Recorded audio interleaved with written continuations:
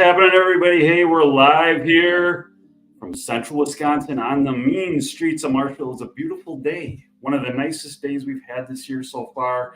70 degrees and sunny, but I'm inside the house right now where it's nice and safe from all the trouble that awaits me outside when I leave tomorrow morning. But we're doing Sunday night live, guys. Please share this link or share this video so we can get more people on watching from different platforms. We've got it on Facebook, we've got it on YouTube, and if I go right here and press this button, we've got it live on Instagram as well. So we're going to talk a little bit about the maple season in the past, wrap up, talk a little bit about that, talk about the future. But here's the thing about tonight.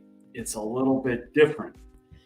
We're going to have what we call our first call-in show. So what that means is, guys, check out the comments. The first comment that I left, it has a link there.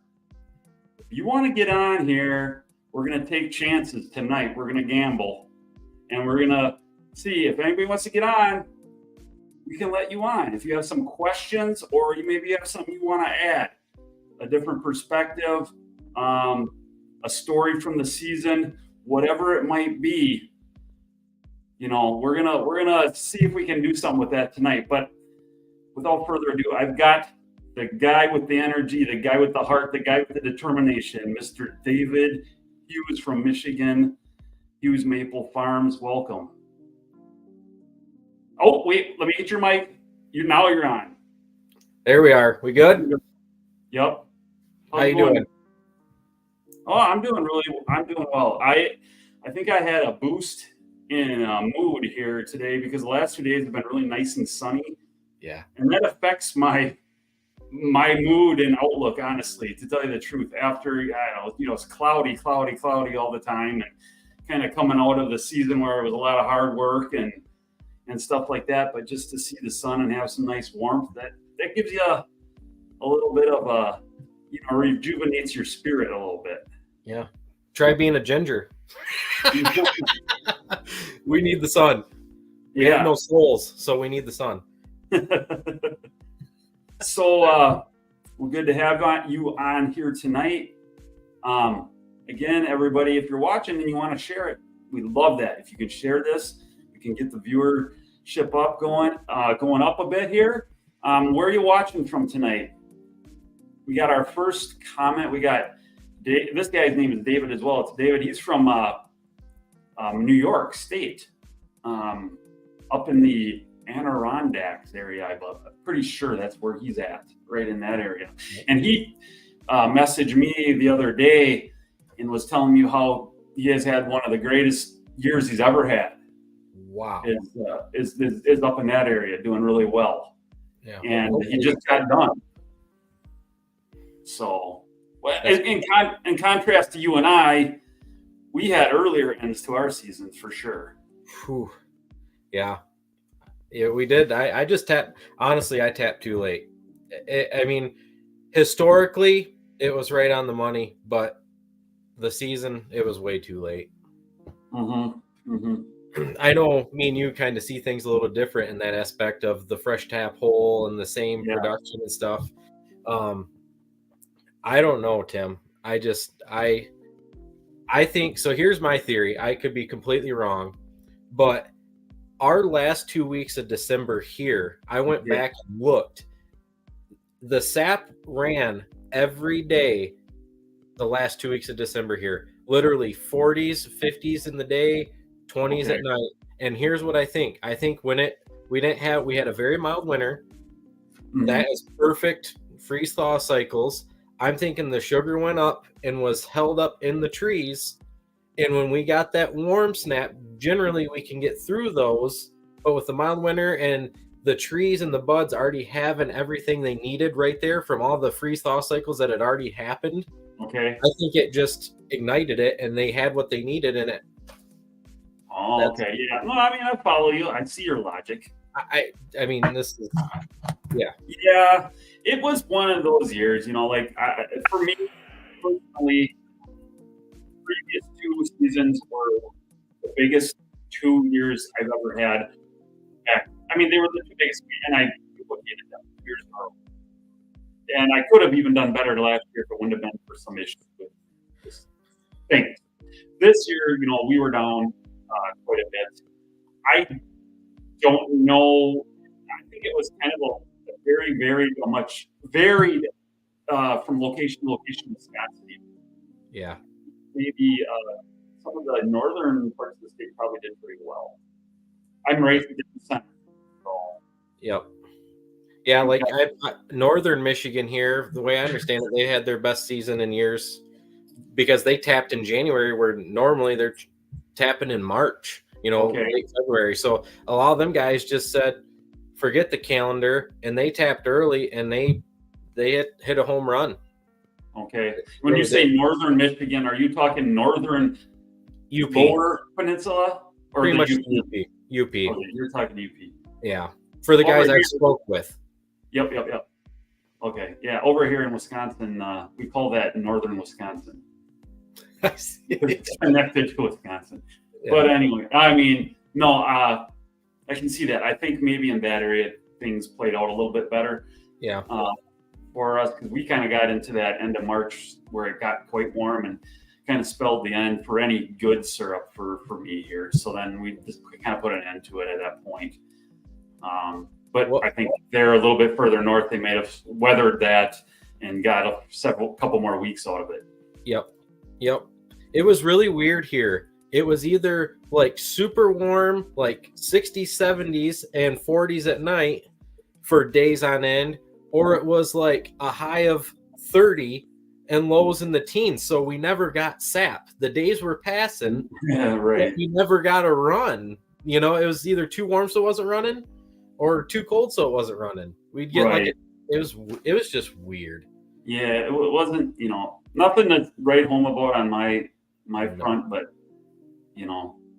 I had a good year last year, and I know northern Wisconsin had very poor year last year. So interesting. It kind of evens out, I guess, maybe in the end of the day.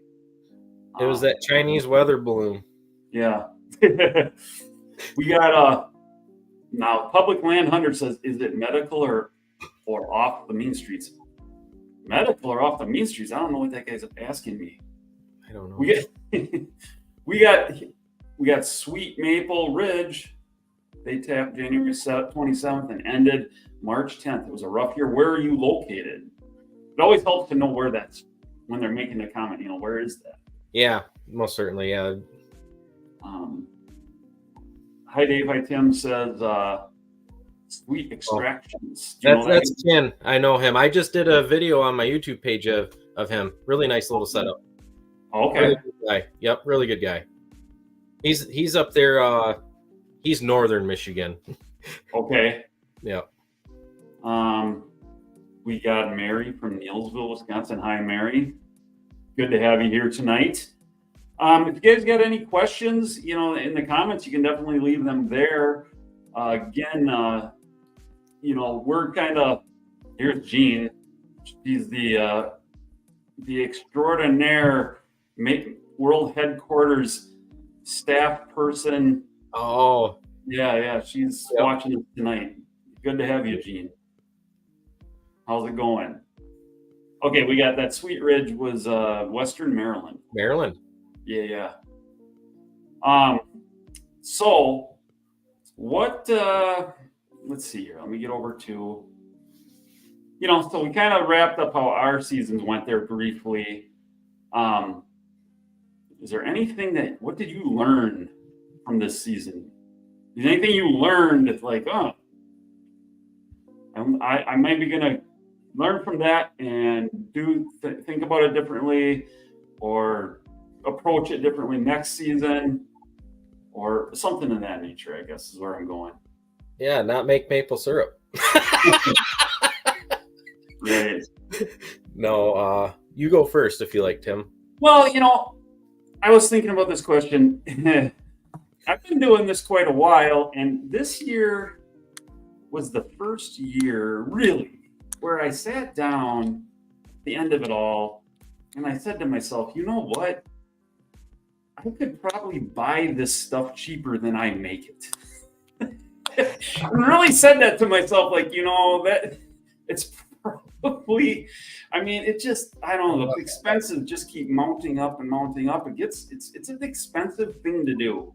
We have to raise our prices on our syrup. Mhm. And I just don't know if the market will sustain it, meaning the people. I don't know as if they're like, but we're just at the point like where I feel like maple syrup is taking on the form of the dairy world, like the smaller producers in the dairy. You see where I'm kind of going with that? Yeah. In a sense, not to that extreme, but I think we're just gonna have to get more creative and network a little bit more. And I think that producers as a whole, we all need to come together and work through this and try to get a standard price or help each other out, with our markets and, trade syrup back and forth with there's good years, bad years, keep customers happy for contracts. I think working together can actually work to be a good thing. Well, and I mean, I think I see where you're going with that. And you get on a topic that I actually do get a little bit wound up about is the pricing and stuff like that. It's like, I know the other day a guy was in my store and, he's actually a guy who makes maple syrup, and he's a small guy, hobbyist guy. He brings it in and he has me filter it. And then he uses my hand bottling machine to fill his bottle. I will do that if people ask, if it's not a problem, for getting in the way of what we're doing. Yeah. But I mean, he was getting it done, and then he was checking out, for the bottles he bought and stuff. I mean, and on my shelf, I've got mine are $18 a quart. Okay. And I don't think that's by any means outrageous. He's like, and his son was there with him. He's like, look at this. He's charging $18. And I'm like, well, what do you guys charge? Well, we can't charge that much. I mean, there's people out by us charging 11, and I, no doubt there's people doing 10 and 11 yet in my area, not far from me. Oh and my God. I just don't know, nothing you put into it, nothing there's no way. It's cheaper. No, there's no way, Tim. I'm at 20 a quart, and I'm at 12 a pint. My pints and my cinnamon stick are 14. My sugar 1 pound bag is 16. My sugar shakers are 8. My cotton candy for an ounce is 4. I can't go any cheaper. There's no way. And honestly, some of those prices should come up, but like you said, you go to the same, let's just say you go to a farmer's market and you're sitting there and you got a really good product. You got really good equipment, filtering system. You got it in glass. It's perfect. You can read a newspaper through it, Then you got the guy down here with plastic that doesn't filter the syrup or however they got going, and they're doing $12 a quart, It's not apple to apple. Not saying what their product's bad, but man, it's just, I wish there was some way to have a better like industry standard or something, Right. No, I I get it. It's kind of the Wild West with maple syrup because, I mean, if we're being honest here, anybody can kind of do it. Yeah. You know what I'm saying? Like, you could do it at level 10 or you could do it at level 1. Yeah. And you can't really do that with, well, there might be some other ones, but like, like there's not people out there bottling milk and selling it for a hobby. Yeah, no. I mean, yeah. I guess maybe in a way, maybe, raw, unfiltered, or unpastured. Yeah, they're doing that herd share stuff where you buy part of the cow and, you can get that way it's your milk and you can buy the gallon. Yeah. But, and unfortunately, like Corey said here, unfortunately, many people only care about price. And that is true because like, if you get into selling, your maple syrup into grocery stores and bigger ones, I'm not talking about like the little mom and pop where you're walking in and you sell directly to them. But if you get into like selling to distributors and in larger chains, well, then all of a sudden you step into a world where you're dealing with, like me, I'm small potato, I'm tiny compared to like these quote unquote, brands with national distribution that I might have on the shelf right next to them, but they're, doing it on volume, mass volume, and getting the bottles way cheaper than I am, and things like that, where it's, and then again, in that scenario, they can undercut me. They're racing to the bottom, and right. If they could just pull their heads out of the sand and realize, why don't we jump on board for the small guy and us? Because if we have this, if they were making, imagine if they were making $18 a quart on that same less input and everything, they'd be making way more. Why wouldn't they want that? Why do they always go like, oh, this go to be the cheapest? It doesn't make sense. Why does everybody always go that route? I don't know. It just doesn't. It is. It doesn't make sense. Yeah. Yeah. The world don't make sense anymore these days. No, it don't. YouTube user, howdy fellas. Well, how are you doing? Hey, yeah. So that's always been a frustrating thing for me is just I feel like for all the work that goes into it and everything, then at the end of the day, it seems like it's just trying to kind of undercut everybody, and it's, I don't know what you do. You kind of have to maybe build a brand and a following and, loyalty that way. Yeah, I'm going out and I'm just, my whole thing is I'm just going to try to educate people, let them know what they are getting in this bottle and what it took to get that bottle. Just having a poster there on my table of how many gallons of sap it takes just for 1 gallon of syrup opens their eyes and catches their attention. And then you tell them the process it takes to get there and everything. You got to, us as producers need to educate, build value on many levels, with the health benefits to the work that's behind it, Right. No, I get that. I agree with you. And then, there's different ways of scaling, or maybe I know you and I have talked, and you've talked about how you don't want to get into trying to compete with the mass, bulk packers and stuff. You want to get your food trailer going and kind of sell direct to consumer. That would be the best. That would be the most profitable, probably the most work, but you get what you put into it type thing, kind of like hunting or whatever you do. However much work you put into it, or pre-thought or scouting or whatever, is kind of your reward, but not a lot of people have that time. So, not a lot of people, can devote their whole life to this. I'm in a unique situation to where I'm going to be able to do this. Someone my size would definitely have to have a full-time job, right, and then try to sell. So they get frustrated and don't have the time to put into it. So they probably just sell bulk or family friends or whatever, but with me having the food trailer and everything kind of working together, and then going through the county, getting my property licensed here at my farm to where I can do the food truck here, have a retail facility and everything. It all kind of is going to work together, I'm hoping, and then open the door for smaller events and doing like farmers markets here at the farm. I can have other vendors show up, once a month and do a big hoorah type thing is what I'm thinking. So now I'm helping out the community. I won't charge them nothing. We're all there working together and getting more people. That's kind of the pipe dream I have right now. Okay. So, and again, you're located in Central Lower. Central Lower, yeah. Central Lower. 30 minutes south of Lansing. Okay. Yeah. Let's see here. We got Vince with a comment. I live in Sugar in a small town. People love locally sourced produce. They'll pay 30% more than the syrup. For the syrup, I'm thinking he's saying there. Yep. I agree with him on that. You gotta just add the value. You gotta let the customer know the value's there. And that is kind of a trend right now. People are wanting local, know where it came from, so that's something to definitely work towards and capitalize on, most certainly. Oh, definitely. Yeah. Yep.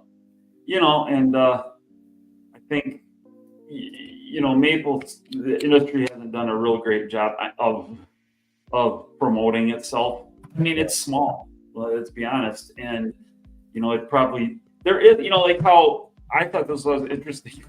Like you watch the Super Bowl and I'm like watching it. And I think the last few Super Bowls, there's been a commercial on there for like pistachios, just pistachios in general. Yeah. So where are they coming up with this budget to make a Super Bowl commercial? Okay, I mean, like, what's going on here? All producers band together. We're going to take over the Super Bowl next year. I'm thinking maybe a lot of the Canadians wouldn't be on board with that. I mean, they kind of control this for us, I believe. I don't know. I think we got. I don't know. I think they try to. I think they're failing miserably. I think there's about to be a big shift up there with CDL buying that Prestige. There's more behind that than the Federation wants to admit, because I think if those people buy into the ownership of CDL, the way I was understanding it, now they can have their syrup bottled at that facility direct or something. It's something like that. Okay. That's what I was hearing. This is all hearsay. Don't take it for what it's worth. But there's something to do with that. And then their reserve up there is basically all off flavored syrup right now. There's no like grade A syrup left. The stuff that's in reserve is all off flavored. Sure. So something. And then, I mean, Corey Edwards here, he says, Mabel, do you think your social media has boosted your sales at all? Yeah, I mean, I think so. I think it's definitely helped get the name out there and stuff like that, and get you some recognition and some brand recognition and some loyalty that way. So, yeah, I mean, that's kind of when I first started with this and all the content and the Facebook content, and what my idea was to kind of brand it as something a little bit different. Because back at that time, people were just, they weren't really doing much with video. And I thought, well, I'll be the first guy to kind of try to tackle that or do something with it. Now I know, especially on the Facebook side, it gets a little silly and kind of goofy, but I enjoy doing that. And I think people, for the most part, I think we're pretty good with it. We might not hit it 100% of the time, but I think we put out some pretty good stuff a lot of the time. And we're going to keep doing that for a time being. Good. I enjoy it. Social media for me. Okay. Yeah. I mean, I guess I would say actually, well, yeah. YouTube's sort of quasi social media, but if you go like Facebook, Instagram, TikTok, for me, Facebook's the strongest one. Yeah.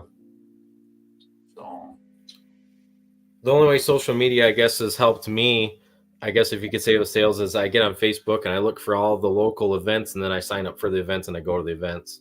Sure. So. Okay. Yeah. So, I mean, guys, keep sharing this. We got a fairly decent gathering of people here tonight. Let's see here.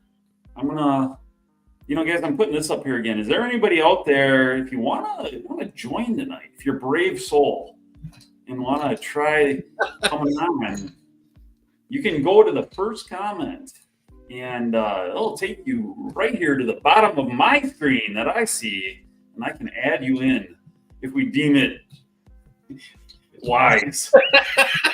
Okay. Love it. So that option's out there. Yeah. It's kind of a wild card thing we're gonna do. Changes for next year. Anybody out there? What are you looking to do next year? If you're a producer, and when we know that there's going to be other people that aren't maybe watching; they're just watching because they think this might be interesting. if you got a question, kind of maybe throw that out there. But the lava, okay, this guy, the lava lamp background has me falling asleep. All right, well, let me see what I can do about that. That's awesome. How's that? How's that? We got blue now. How's that? Wake you up? All right, we got Gene saying hi, Nate. Oh, we have Nate Bissell saying what's up, guys. Oh man, what's up? Yeah. So what do you? You did a whole bunch of equipment this year. Like you went all in. Well, yeah. I mean, this was my grow year. Spending money? What's that? You're just gonna keep spending the money? Unfortunately. Well, you seen that truck I just picked up for the sap hauler next year, and that 1,000-gallon tank. I'm actually going to the woods behind my place here. That's about 1,000 taps. The sap guzzler is not cutting it. I'm going to have to go to a vacuum setup with a releaser. Okay. I'm going to go to high vacuum with a electric releaser with a pump up electric releaser. And then that's it. I just picked up another 2 woods within the last couple days, and I'm going to take sap guzzlers over to there. I think the one's about 500 taps and the other one's about 200 taps. So that's going to put me over 2,000 taps of my own next year. I'll probably be 2,200 taps of my own next year. Okay, we gotcha. So yeah, that'll be a lot more work for you. Yeah, a little bit. What about you, Tim? Next year, I mean, sometimes these opportunities kind of come up at last minute. Like, would I add another woods to what we're doing?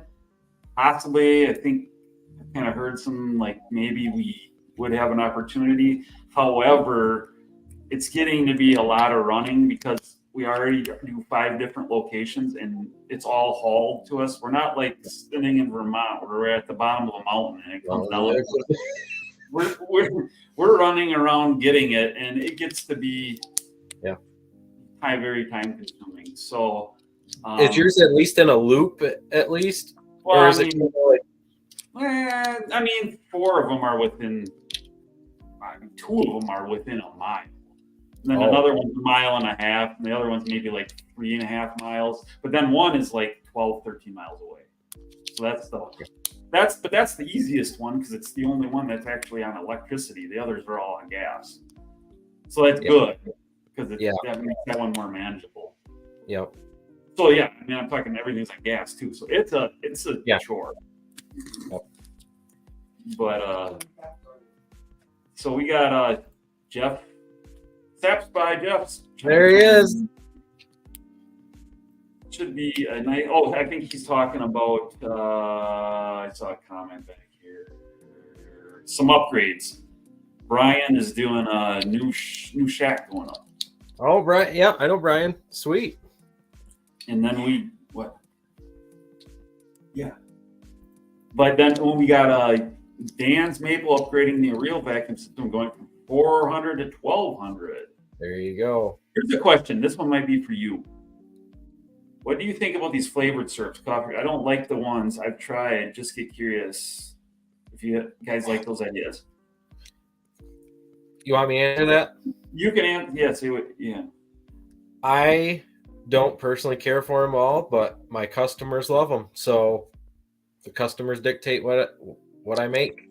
My cinnamon syrup, I am literally selling by the case. It's crazy.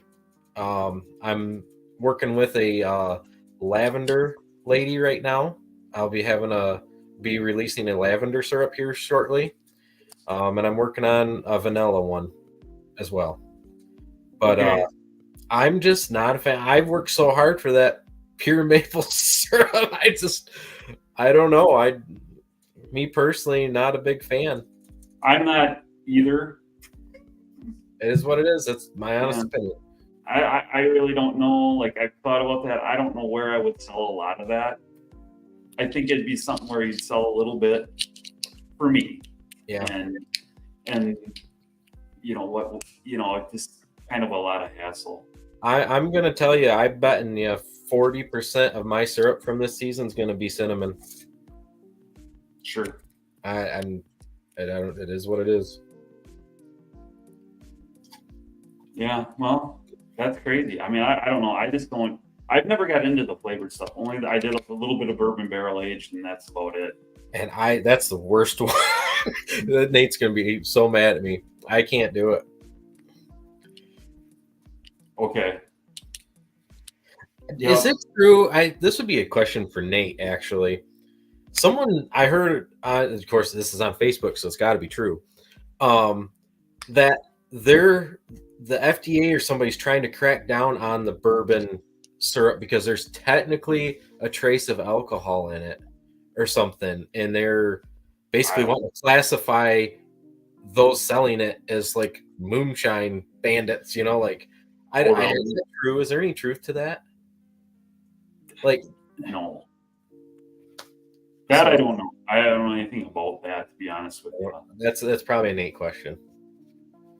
Here we got Hop City. I don't think we make enough to branch off to do the flavors. It's a value-added product. Yeah, I mean, I guess I would say that. Yeah. He's working on a transfer line to get sap to the sugar house. Nice. That's one thing I added this year. You're gonna really enjoy that. Right. Gotcha. Let's see what we got. Yeah. So changes for next year. I don't. Maybe adding, maybe not. As far as like, I don't know, upgrading anything. Kind of going back to what I was saying. If I need more syrup, I'm kind of at the point where I think I could just buy it just as cheaply, or even cheaper. So I'm not like really feeling like I need to go out and at one time in my life, maybe I'll go and look for a big woods somewhere, in northern Wisconsin and try to set up another location there. But it's like, I don't know. Let's get 2 seasons. I'll finish my season here and go start another one in the north. It's not necessary. I don't need to do that anymore. Well, I need to do the high vacuum, and I absolutely need an RO. And I probably should go a 1200. I'm kind of looking at the 600s because of the price range, and you can obviously some of them 600s you can add on post. But I'm thinking I need to probably get a 1200 for sure for what I'm doing and the direction I'm heading, kind of grow into it type thing. So I'm in the market for an RO right now as well. Okay. But man, whoo! Yeah. Burning up that wallet here. What wallet? It's gone. Confections, infusions. Right. I'm just looking at comments. Anybody got any other questions or interesting comments? This David, he's got a half mile to pump, so that's a long ways. That's what mine is. Tim, remember that's I'm pumping ahead. Yeah, mine goes to the pump house, then gets pumped up 12 feet, and then 2% fall all the way to the barn up here, a half mile exactly. Okay. I was able to get 2%. And it actually the cool part is, which I did not plan this, it self-siphons after the first 2 primes. Once that hose gets primed and it starts drawing, it self-siphons and keeps up with the sap, and the pump never turns back on. Nice. Yeah, I did not plan that. It just happened. Like the dude said, keep it real, Conrad. There you go. Oh man, Conrad's keeping it real. It's right. It's 9:05 where you're at. I think these guys are all out there too. This guy, Sweet Extraction, saved half my wallet by making my RO and a lot of other things. Here we go, Ken. That's right. You know this guy. Oh yeah, he's a good dude. He does. I mean, that guy, he will build it before he buys it. Okay. And he can do it too. Now we got somebody complimenting you on your shirt. Oh, that's my mother. Do not add her if she tries to get on Tim. I mean, I will drive all the way over and see you personally. You want to talk about mean streets? Yeah. Good full maple farm. I like YouTube more than Facebook. I feel like I need a shower every time. We know you like YouTube. We know you like YouTube. We know you like YouTube. Okay. What is this? Eldon Hewitt, what do you think is going? What? I'm not even going to get into that. Eric Maxwell. Yes, Nate, don't even start. Nate. Look at him instigating. Shocker. Yeah. Not Nate. Corey, got to get out there to the mean streets in Wisconsin. Corey, you're at Ohio? Is that right? Or Kansas? For some reason, I'm thinking those two states. Well, we don't have his mom to add yet. She's not on here. But Nate? Yeah, my uncle, which is obviously my mom's brother, got into making shirts, and he did these for me, and they turned out sweet. Okay. Yeah, I'm thinking about making some shirts that are different.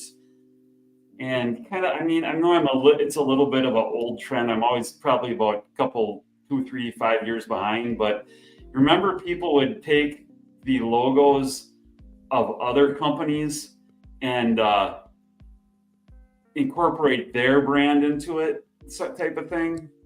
Kind of. I think I know what you're talking about. Like the Green Bay Packers, like it'd be that, but it'd be something different, and wouldn't be the Green Bay Packers type thing. Yeah. If you're at all a old hip hop fan at all and know anything about it, you like the band Run DMC? Oh, the logo was RUN DMC, big black letters. I was going to do Run TMD and make it look like that.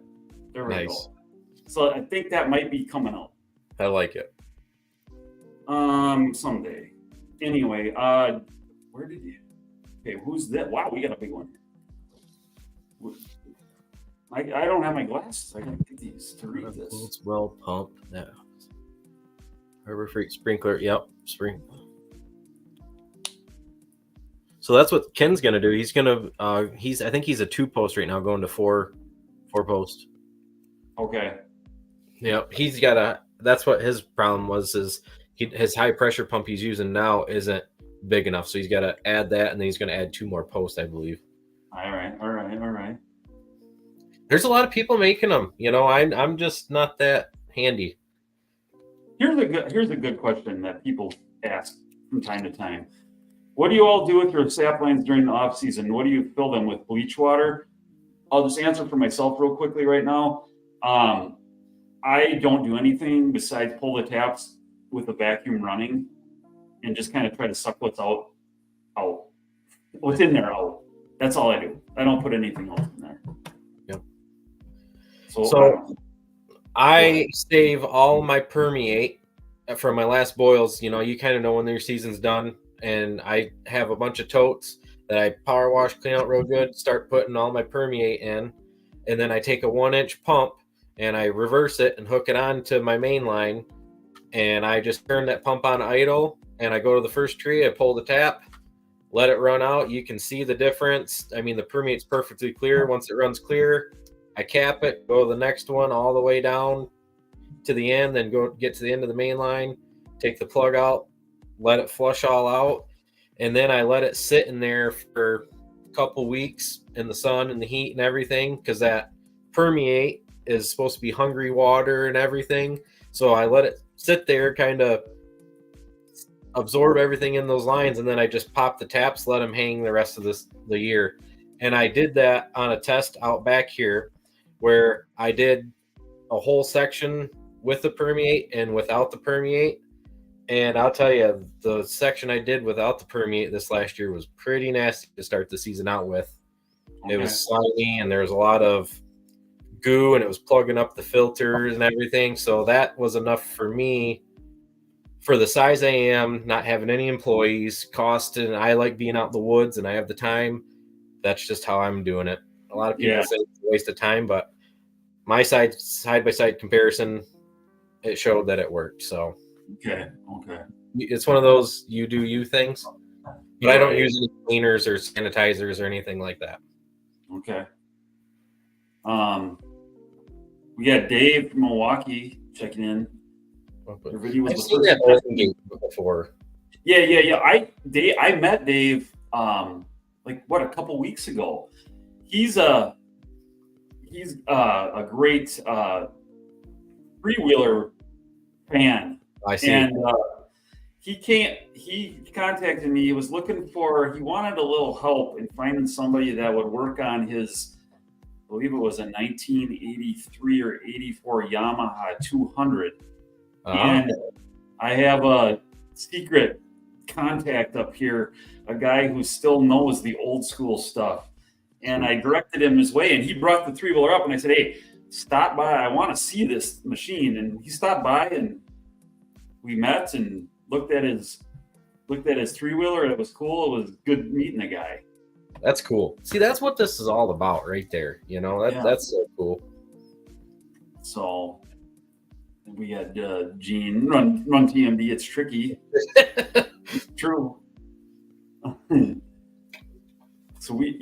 So that kind of sums up what I do with that. Is I just pull it and be done with it.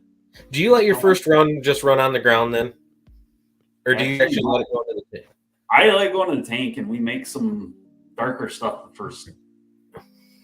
You just make the darker stuff. Is it pretty slimy though and stringy? I mean, it can be, but it's really not that bad. I mean, usually the syrup's actually just kind of darker and stronger. Mm-hmm.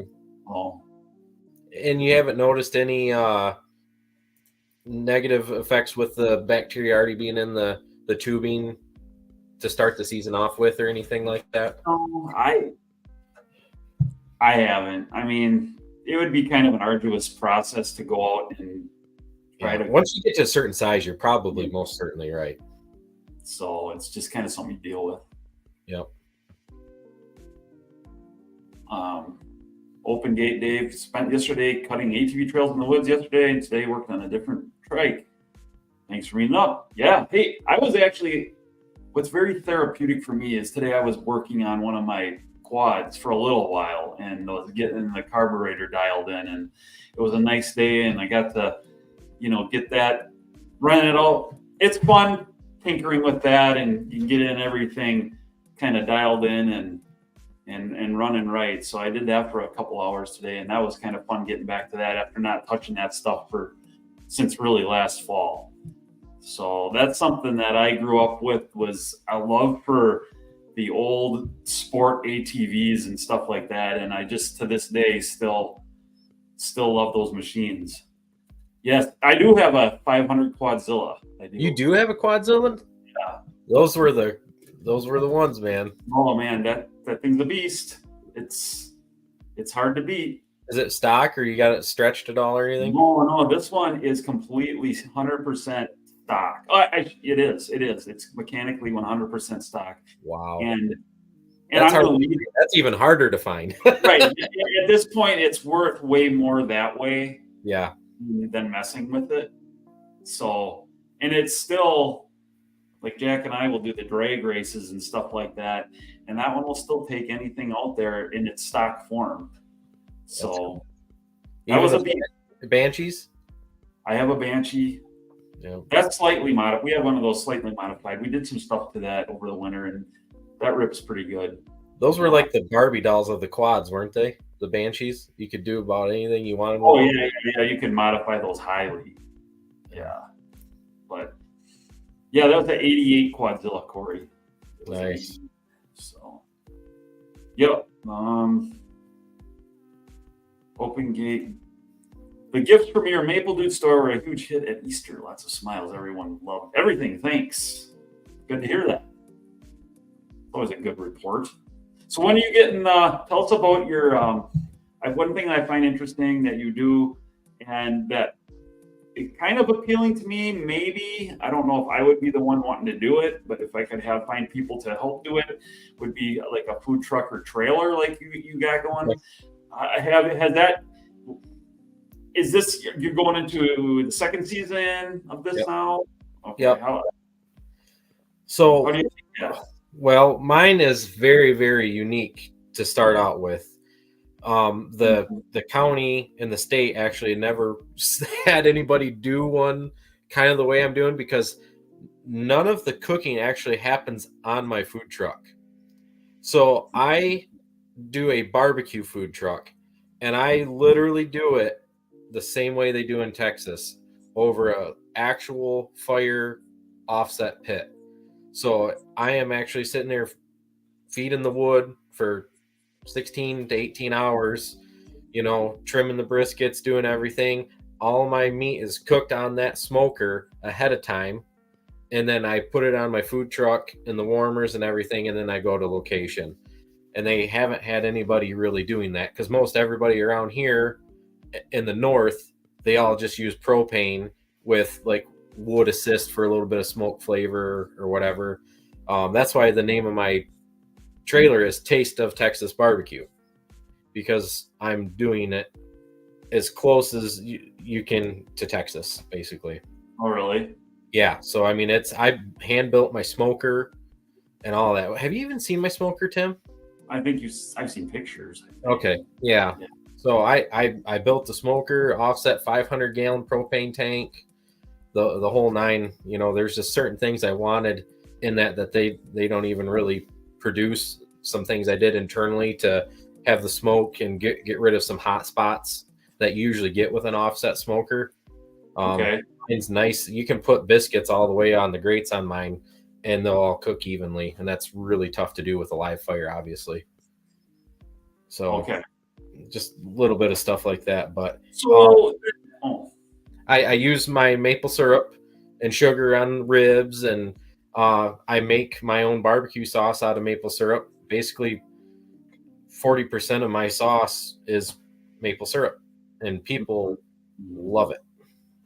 That's another one of my top sellers, actually. Okay. Now that sounds really good. That sounds so. How do you find the events or the places to go to set up and sell? How does that work? Facebook, like I was saying earlier, I'd get on there and they have food truck groups, they have Michigan event groups and everything, and people post their events in there and you sign up. But mainly what I do is what's called a pop-up. You just go to somewhere in town and talk to whoever's lot it is, and you make a deal with them, and they let you set up for the day there or whatever type thing. So like at events are expensive. Like most all events, they want you to pay them to be able to vend, and a lot of them here are it's just getting crazy. One of the ones that reached out to me wanted $1,800 to show up. So you're already $1,800 in the hole already after buying a $90 brisket times 5. And I mean, it's to be honest with you, in the food industry, if you're making 10%, you're doing really good. It's been very surprising. So what I'm kind of doing is, that's another thing I'm gonna have to raise my prices on, unfortunately, but I am going to not give in, drink the Kool-Aid, so to speak, and go to quantity over quality. I'm going to stick to what I'm doing, what I can manage. That's about 5 briskets and about 7 or 8 pork butts at a time by myself. And once I sell out, I sell out. It is what it is. And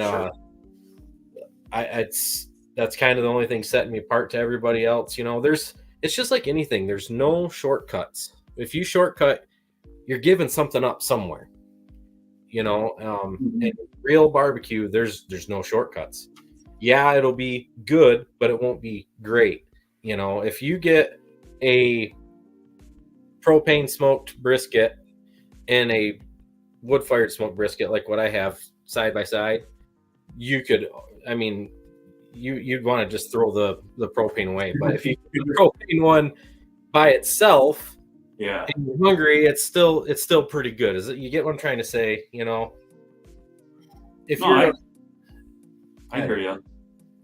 it's like wood fired syrup versus fuel oil syrup. Yeah, right. Sure. I had to. I hear you. So basically, some of these places though you get to go to, and that you don't have to pay anything. No.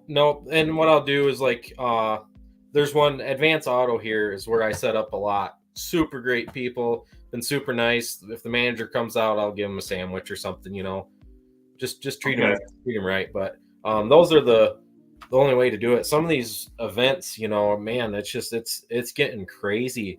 And to be honest, there's a big movement for self-employment and everything. And I mean, just in the last 3 years, the food truck thing has exploded.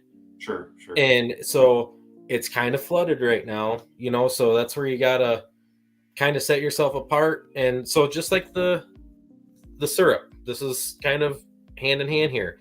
I'm going to show up to an event. I'm going to be probably the most expensive barbecue at that spot. You know, someone's just looking at prices. They're going to probably walk right around me and go down there. But the people that see the shorter line at mine, then come over like, oh, I'll pay a couple extra bucks. They'll be like, holy cow, this is good. Then word will spread and then it'll come back. You just got to believe in yourself and what you're doing. Set your price. And it is what it is, you know? Well, yeah. I think with something like that, you're not trying to, I don't know the ins and outs of it, but I'm saying if you went somewhere and there was like 3 or 4 food trucks or whatever, you're probably not trying to undercut each other. You're just kind of going there. This is what we have. This is what we're selling it for. Yeah, there's still some undercutting. Oh, okay. Yeah, I thought maybe it's a little bit different than the maple world. It's not. It's business. It's people in business, Tim. Okay. You know, but the thing is, though, those people undercutting aren't making money. I don't know how they're doing it. You know, I mean, right. You got to know your numbers and your situation. And man, there's a lot of people just working to work, to be quite honest. And it's not. I mean, if I'm going to do that, I'm going to go fishing with my daughter. Right. With a wife. Like, I'm sorry. Like, I'm not just going to work to work. I'd like to make 10, 15%. I don't think that that's a bad thing. You know, I don't think that's selfish at all. No, that's I wouldn't want to work to work either. At that point, why do it? Yeah. I could go flip burgers at McDonald's. Yeah. You know. Exactly. So, anybody got any other questions for us tonight? Any comments? Yeah, I'm surprised. Has anybody tried to get on? Do you think your link's working? I hope it is. I mean, I go way back. Hey, Jeff, why don't you try real quick? Like, see if it's work. I mean, that's at the top of the comments. Okay. They have to copy and paste that, you know, and use it. Yeah. So. You just don't have. Do you want to talk about the check valve thing that I ran into with Leader at all? Yeah, if you want to tell about that, you had a little video about that. So yeah, speak to that a little bit before we get somebody on here. Yeah. Yeah. So I used check valve spiles this year from Leader. I really think they saved my season. They helped. They do work for my current setup with the sap guzzlers and not being able to run my vacuum full time. I truly love Leader. They're made in US. I really want to use their products, but if anybody wants to go watch the videos, they're more than welcome. I had a lot of issues with tapping during the season and especially pulling taps. Probably 50%, 40 to 50% of the spiles I pulled broke off in the tree, the head popped off. The last quarter inch would just be left in the tree. It was extremely frustrating, Tim. Okay. Extremely. So, oh man, and then so Scott Dunn reached out to me and called me the morning before I posted a lot of this stuff and talked over some things and what Leader talking about and everything, and I really appreciate him doing that. And I ended up posting later in the afternoon, because I was still a little frustrated with it, and I mainly wanted to see by the post, like, if other people were experiencing this too, or if it's something I could be doing wrong. You never know. I didn't think it was. Maybe the polar I was using, whatever. So I threw the post out there, and man, it just took off. Tons of comments on different sites and everything, and people having similar instances. One guy had 10,000 of these, Tim, and had the same, like, roughly 30% failure out of 10,000 taps. I mean, it's just insane. So we're, got a lot of dynamic going back and forth. My phone rings, St. Albans, Vermont. I'm like, I don't know this, but I'm going to answer it. And it was Kevin from Leader, H2O. And we sat there and we talked for about an hour. Super, super stand-up guy. I mean, this guy stopped his day to personally call me and say, hey, what's going on, Dave? Like, went over everything. I told him about the video. We talked about the issues I have, and they're aware of them. And believe it or not, they are no longer going to use that manufacturer moving forward. They have moved on and parted ways with that manufacturer that was doing those because of so much issues. They are going to be changing the design a little bit from what I'm told, and I don't know how much more I can go with all that. I don't think it's a big deal, but he did fill me in on some stuff, and they do care about the customers and the service and making things right, and they are going to make things right with me on stuff, and I'm very thankful for them with that. I look forward to working with them moving forward, and anybody that's interested in using them, I definitely wouldn't hesitate to use them because they do work and they are getting these issues addressed. And I'm going to be having a meeting with them guys out there in a couple weeks for the open houses. Wow.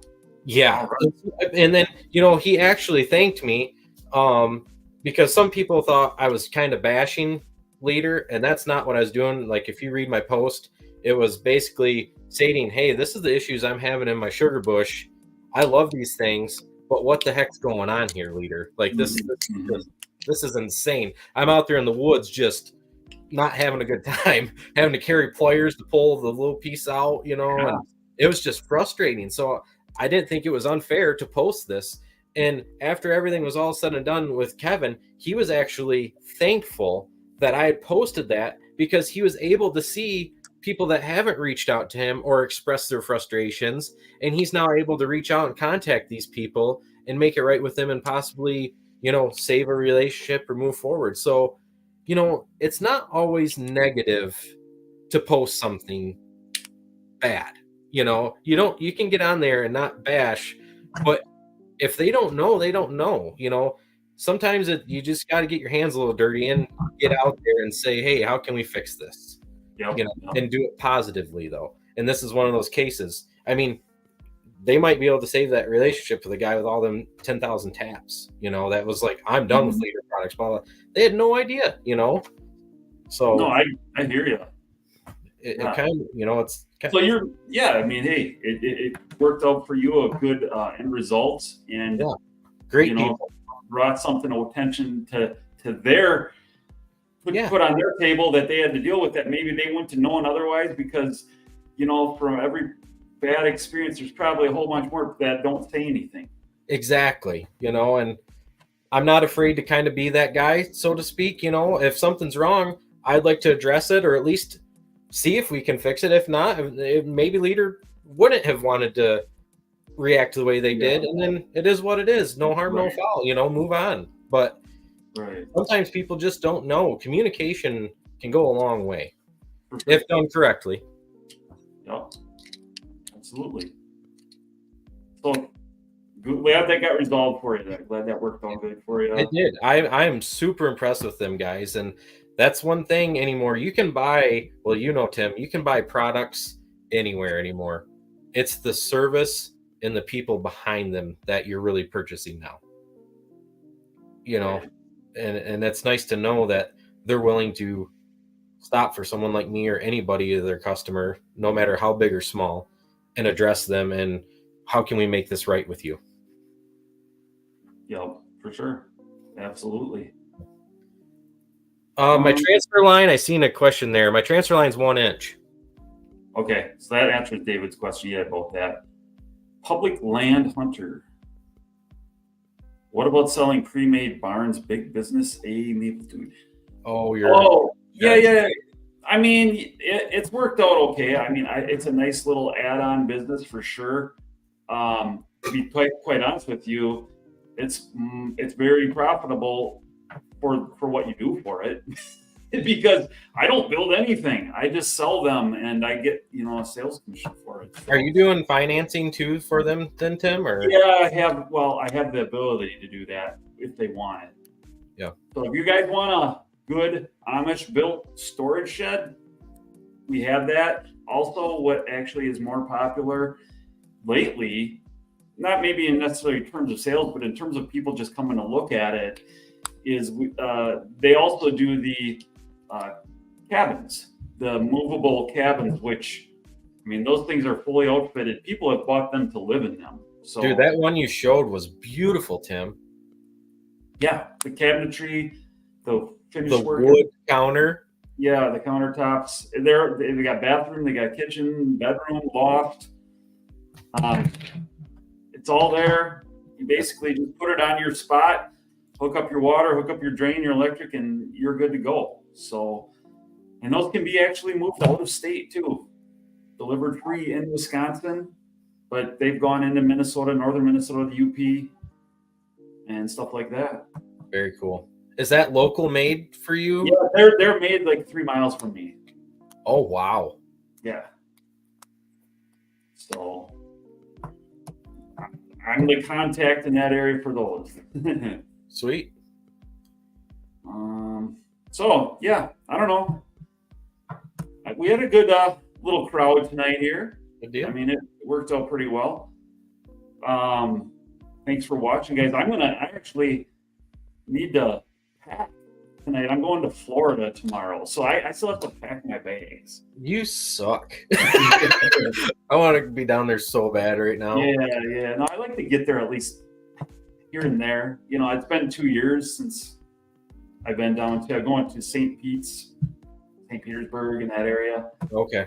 And meeting up with some people and looking forward to it. So even though it was nice here, the last 2 days were really nice. It does look like the time I'm gone, be gone a week. It kind of takes a downturn again back into kind of rainy and 50s at least. So I don't feel like I'm missing out on it. No, just go have fun, man. You'll enjoy that. You gonna do some fishing at all, or? No, I don't think we're gonna. Well, I'm not sure yet. Some of the guys have talked about maybe doing something like that. We ain't doing it. So it's just kind of get away and enjoy some nice weather and stuff like that. So. Are you going to do something we should probably touch on? Are you going to the open houses? In Vermont? Yes. I will not be there. You won't? Okay. No. I will not. So, yeah.